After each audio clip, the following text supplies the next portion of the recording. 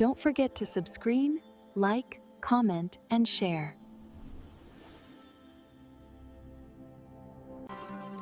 එකමත් එක කාලෙක නිල් ගැඹුරු මුහුදේ රීනා කියලා ලස්සන දේදුණු මාළුවෙක් හිටියා. එයාගේ කොරපොතු රතු නිල් කහ කොළ පාටින් දිලිසුණා.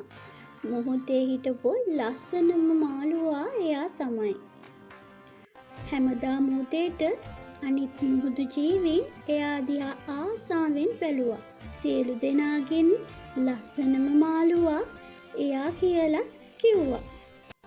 රීනා ආඩම්බරයෙන් hina වෙලා එයාගේ පාට මැණික් වගේ දිලිසෙද්දි එහාට මෙහාට පීනුවා. ඒ දවසක් රීනා දැක්කා පොඩි අලු පාට මාළුවෙක් ගලක් පිටිපස්සේ හැංගිලා ඉන්නවා. ඔයාගේ පාට කොරපොත්තකින් මට එක පාටක් දෙන්න පුළුවන්ද? පොඩි මාළුවා ලැජ්ජාවෙන් ඇහුවා. රීනා ඔළුව වැනුවා. බෑ. එතකොට මම දේදුණු මාළුවා නෙවෙයිනේ.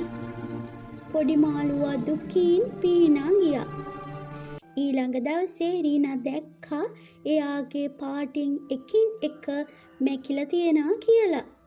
එයාගේ රතු කොරපොත්ත දැන් තද පාටක් නැතුව සුදු මැලි වෙලා තිබුණා. දවසින් දවසට තව තවත් පාට මැකිලා ගියා. තැඹිලි, කොළ, නිල් අන්තිමට එයාට ඉතුරු වුණේ සාමාන්‍ය රිදී පාට විතරයි. රීනාට තනියක් දැනුණා. කවුරුවත්ම එයා දිහා ආසාවෙන් බැලුවේ නෑ. එතකොට එයා දැක්කා පොඩි තද පාට කකුලුවෙක් වැල්ලේ නිශ්ශබ්දව ඉන්නවා. කකුලුවත් දුකින් වගේ හිටියා. කිසි දෙයක් නොහිතා රීනා එයාගේ අන්තිම දිලිසෙන කොරපොත්ත ගලවලා කකුලුවාට දුන්නා. මෙන්න. එයා කිව්වා මේකෙන් ඔයාට hina වෙන්න පුළුවන් වෙයි. කකුලුවාගේ ඇස් සතුටින් දිලිසුණා. ඒ මොහොතේම පුදුම දෙයක් වුණා. රීනාගේ පාට ආයෙත් බබලෙන්න ගත්තා. කලින්ටත් වඩා දීප්තිමත් හා ලස්සනට.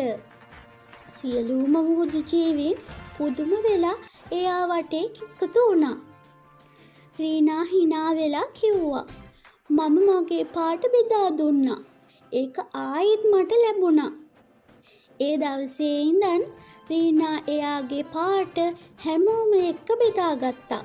ඒ වගේම මුළු මුහුදම දේදුණු එළියෙන් පැපළුණා.